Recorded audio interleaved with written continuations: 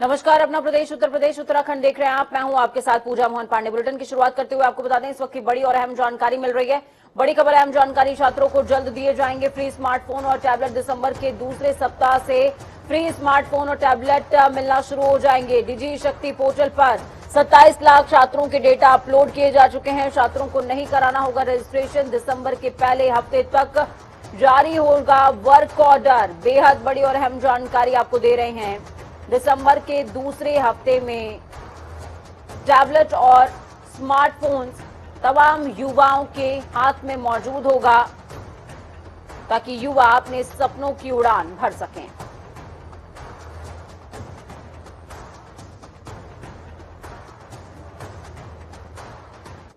भाजपा एक बार फिर से चुनाव पूर्व यात्रा का पिछला प्रयोग दोहराने जा रही है। 2017 में यूपी की सत्ता में आने से एन पहले पार्टी ने प्रदेश में परिवर्तन यात्रा निकाली थी। अब भाजपा फिर से प्रदेश में 6 यात्राएं निकालकर चुनावी माहौल बनाने जा रही है। ये यात्राएं प्रदेश के 403 विधानसभा क्षेत्रों से होकर गुजरेंगी। यात्रा की तैयारियों को लेकर भाजपा के राज्य मुख्यालय में बीते दिन बैठक हुई। बैठक में मुख्यमंत्री योगी आदित्यनाथ, केंद्रीय मंत्री और यूपी के चुनाव प्रभारी धर्मेंद्र प्रधान सहित तमाम अन्य प्रमुख लोग मौजूद रहे हैं। इस मौके पर मुख्यमंत्री ने कहा कि 2017 से आने पहले हमने पूर्व की सरकार की खामियां यात्रा में उजागर की थी। अब हम अपनी उपलब्धियों को लेकर जनता के बीच जाएंगे। विधानसभा चुनाव के आने पहले निकाली जाने वाली इन यात्राओं के माध्यम से बीजेपी केंद्र सरकार की 7.5 वर्षों की और प्रदेश सरकार की 5 वर्षों की उपलब्धियों को जनता के बीच लेकर जाने वाली है।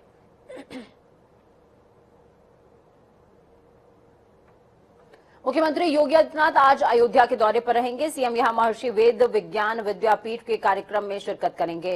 राष्ट्र में शांति, समृद्धि और विकास के संकल्प के साथ महर्षि रामायण विद्यापीठ ट्रस्ट की ओर से आयोजित हुए श्री विष्णु सर्व अद्भुत शांति महायज्ञ की पूर्णाहुति में सीएम योगी खुद शामिल होने वाले हैं। आज अयोध्या में परिक्रमा मार्ग स्थित महर्षि आश्रम में महायज्ञ का समापन कार्यक्रम है। विधि विधान से पूजन होगा। पूर्णाहुति के साथ इसको किया जाएगा।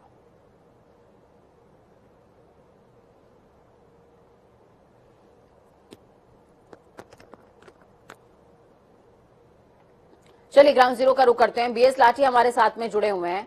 बीएस लाठी, क्या कुछ अपडेट है ग्राउंड जीरो से? कब तक सीएम पहुंच जाएंगे और सीएम के दौरे को देखते हुए सुरक्षा के कैसे इंतजाम हैं?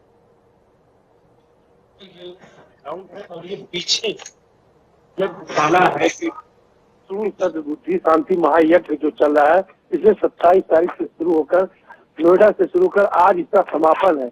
और पूजा, अगर सुरक्षा व्यवस्था की बात की जाए तो यहाँ की सुरक्षा व्यवस्था का जो पूरा आला जमला है, सारे अधिकारी मौके पर पहुंच चुके हैं और तमाम पुलिस प्रशासन जो यहाँ अंदर एंट्री की जा रही तमाम सबको चेक करके बाकायदा जो आला अधिकारी हैं, चाहे इंटेलिजेंस हो चाहे एलआई हो, जो तमाम खुफिया विभाग है, सबको सक्रिय कर दिया गया है। और सूबे के जो मुखिया है योगी आदित्यनाथ जी, वो 12:10 पर यहाँ पहुंचेंगे। पूजा, हमारे साथ आचार्य जी हैं यहाँ के जो जगताला में, हम उनसे बात करेंगे कि यहाँ क्या क्या प्रोग्राम है। महाराज जी, क्या क्या प्रोग्राम है यहाँ पे?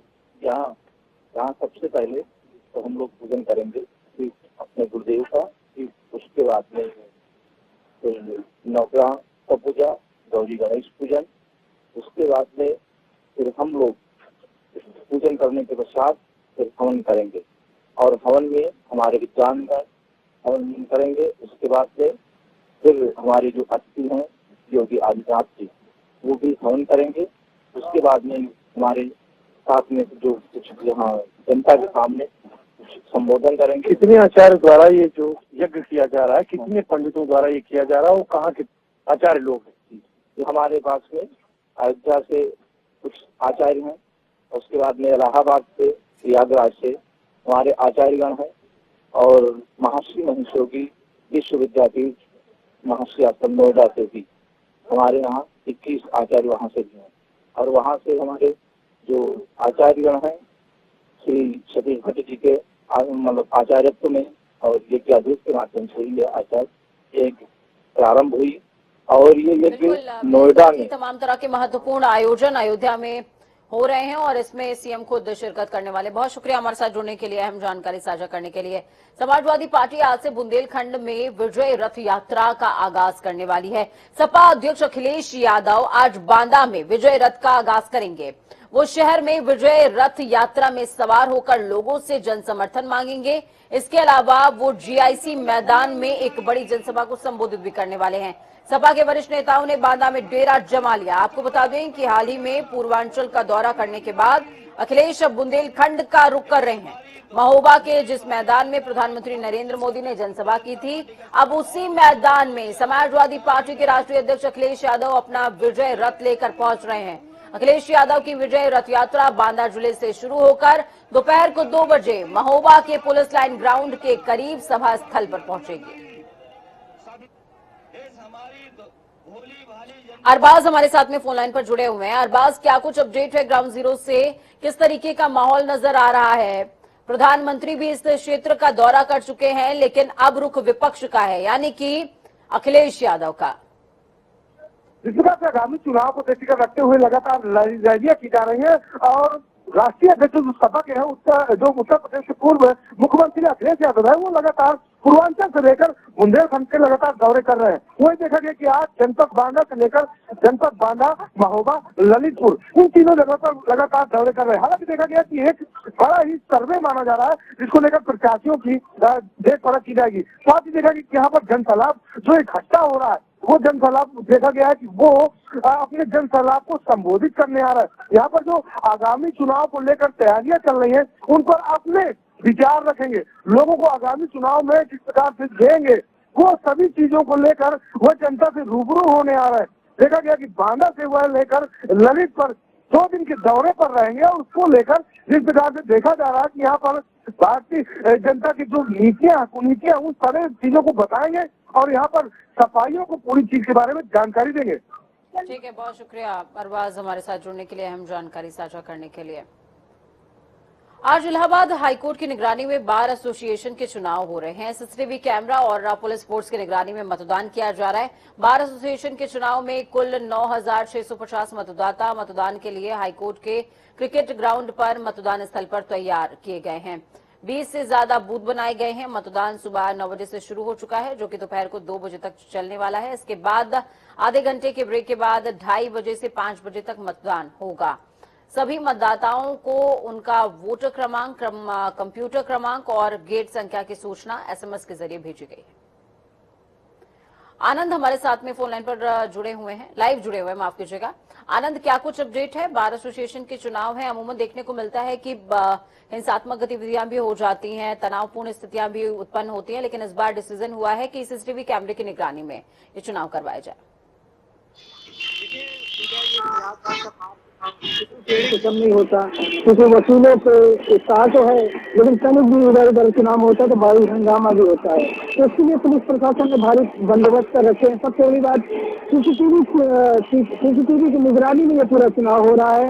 ऐसे में सुरक्षा के जो मापदंड है वो पूरे अपनाए जा रहे हैं और तकरीबन 900 से अधिक प्रत्याशी चुनावी मैदान में है, जो अपने भाग्य का फैसला उनके जो अधिवक्ता साथी हैं वो फैसला करेंगे। मत का प्रयोग करके इसके लिए सुरक्षा की व्यवस्था की गई है। बाकायदा सीसीटीवी की निगरानी है, भारी पुलिस बल तैनात किया गया है। किसी प्रकार की कोई फर्जी वोटिंग न हो, इसके लिए भी इंतजाम किए गए हैं। जो प्रत्याशी हैं उनके लोग शुरू से ही सड़कों पर उतर कर अपने अधिवक्ता साथी के साथ अपने जो प्रत्याशी है उसके पक्ष में वोट डालने की अपील कर रहे हैं और ये कह रहे हैं कि एक मजबूत बार एसोसिएशन बनाने के लिए एक मजबूत और अच्छा प्रत्याशी होना चाहिए।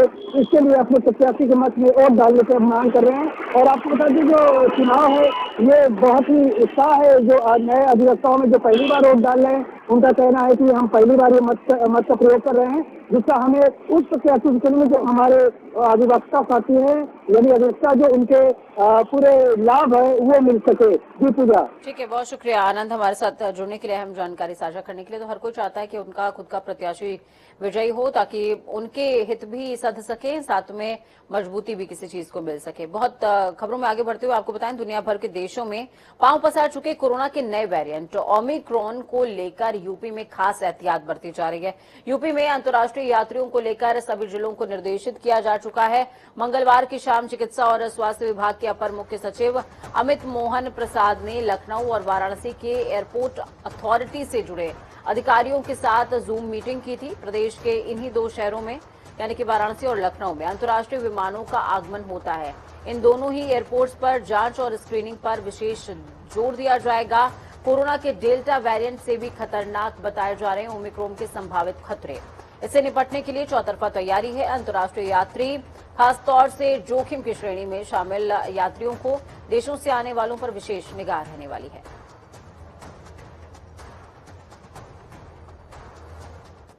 तो दुनिया भर में खतरा बन चुका कोरोना का नया वेरिएंट ओमिक्रॉन भारत में तय रूप से तीसरी लहर लाएगा। ये हम नहीं कह रहे हैं, ये कह रहे हैं आईआईटी कानपुर के वरिष्ठ वैज्ञानिक पहली और दूसरी लहर की जिन्होंने पुष्टि की थी अपने गणितीय मॉडल के जरिए। उनका साफ तौर पर कहना है, मणिंद्र अग्रवाल ने ये दावा किया है। उन्होंने कहा कि कोविड एक बार फिर से दस्तक दे रहा है। साउथ अफ्रीका में ओमिक्रॉन के कहर के बाद पूरे विश्व में केस बढ़ने लगे हैं।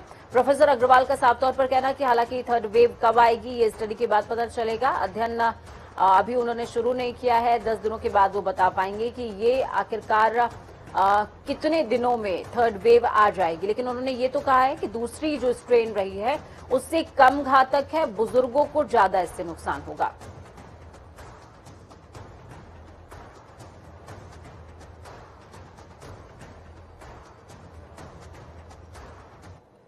चलिए खबरों में आगे बढ़ेंगे, रुख देवभूमि का करेंगे। मुख्यमंत्री पुष्कर सिंह धामी ने देवस्थानम बोर्ड को भंग करने का ऐलान किया। ऐसे में देवस्थानम बोर्ड प्रबंधन अधिनियम वापस लिए जाने की घोषणा के बाद 4 धाम तीर्थ पुरोहित, रावल समाज, पंडा समाज, हक हकूकधारियों के साथ ही अखाड़ा परिषद, विश्व हिंदू परिषद आदि के सदस्यों ने मुख्यमंत्री से भेंट करते हुए उनका आभार भी व्यक्त किया है। बीते दिन मुख्यमंत्री आवास में अखाड़ा परिषद के अध्यक्ष महंत रविन्द्रपुरी, अखाड़ा परिषद के महामंत्री महंत हरिगिरी, आचार्य महामंडलेश्वर स्वामी कैलाश आनंद महाराज समेत कई संतों ने भेंट करते हुए मुख्यमंत्री का आभार व्यक्त किया है। तो तस्वीरें आप देख रहे हैं जिसमें तमाम महामंडलेश्वर अलग अलग वर्गों के मौजूद रहे, मुख्यमंत्री का आभार जताया और उनका स्वागत भी किया है, अभिनंदन किया है। चारधाम तीर्थ पुरोहित हकूकधारी महापंचायत का प्रवक्ता मैं बद्रीनाथ, केदारनाथ, गंगोत्री एवं यमुनोत्री मंदिर के तीर्थ पुरोहितों की, हकूकधारियों की, रावण पुजारियों की ओर से माननीय मुख्यमंत्री सीएम साहब का विशेष आभार व्यक्त करता हूं कि उन्होंने जो है आज एक बहुत महत्वपूर्ण पहल की है और चारों धामों को जो है आज देवस्थानम बोर्ड को वापस लिया है। सरकार का यह ऐतिहासिक निर्णय है और निश्चित रूप से पुष्कर सिंह धामी जी ने हमारी भावनाओं को समझा और हमारी भावनाओं के अनुरूप जो है इस एक्ट को वापस लिया। आज तो बड़ा खुशी का दिन है। मैंने कहा नहीं, अभी मैंने पहले भी कहा कि सनातन की जीत है और दूसरी धामी की जीत है। उत्तराखंड का एक शेर धामी है, वाकई में जो बोलता है वो करता है और मैं समझता हूँ कि अब कोई भी ताकत ऐसी नहीं जो इनको रोक सके अब आने वाले चुनाव में, और फिर ये मुख्यमंत्री बनेगा। चारों धाम का आशीर्वाद उनको मिल चुका है। जय गंगा। आज का दिन उत्तराखंड के इतिहास में स्वर्ण अक्षरों में लिखा जाएगा। देवस्थानम बोर्ड भंग होने से उत्तराखंड में जो हमारे पुरोहित समाज हैं, उत्तराखंड के जो ब्राह्मण समाज हैं, पुरोहित समाज हैं, ब्राह्मण समाज है, पंडा समाज है, जो हमारे 4 धाम केदारनाथ जी, बद्रीनाथ जी, गंगोत्री, यमुनोत्री में रह रहे जितने भी व्यवसायिक लोग हैं, आज वो सभी अत्यंत। उत्तराखंड के सीएम पुष्कर सिंह धामी आज बीजेपी की बाइक रैली में शामिल हो रहे हैं। सबसे पहले सीएम आज विश्व एड्स दिवस के मौके पर आयोजित कार्यक्रम में शिरकत करेंगे। इसके बाद वो पौड़ी के लिए रवाना हो जाएंगे। पौड़ी में सीएम बाइक रैली के कार्यक्रम में हिस्सा लेंगे, जिसके बाद शाम को 7 बजे मुख्यमंत्री उत्तर प्रदेश उत्तराखंड की बिल्डिंग न्यू उत्तराखंड कॉन्क्लेव में प्रतिभाग करने वाले हैं।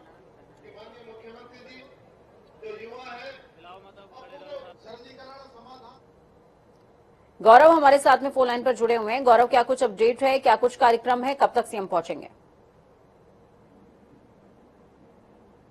गौरव, आप तक मेरी आवाज पहुंच पा रही है?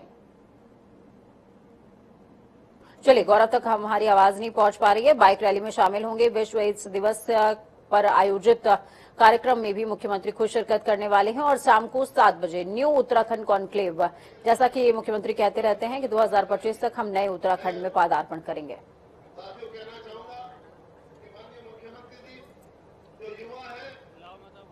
राजधानी देहरादून में 4 दिसंबर को प्रधानमंत्री नरेंद्र मोदी जनसभा को संबोधित करेंगे। इसके साथ ही अब 24 दिसंबर को पीएम मोदी की रैली कुमाऊं में भी आयोजित की जाएगी।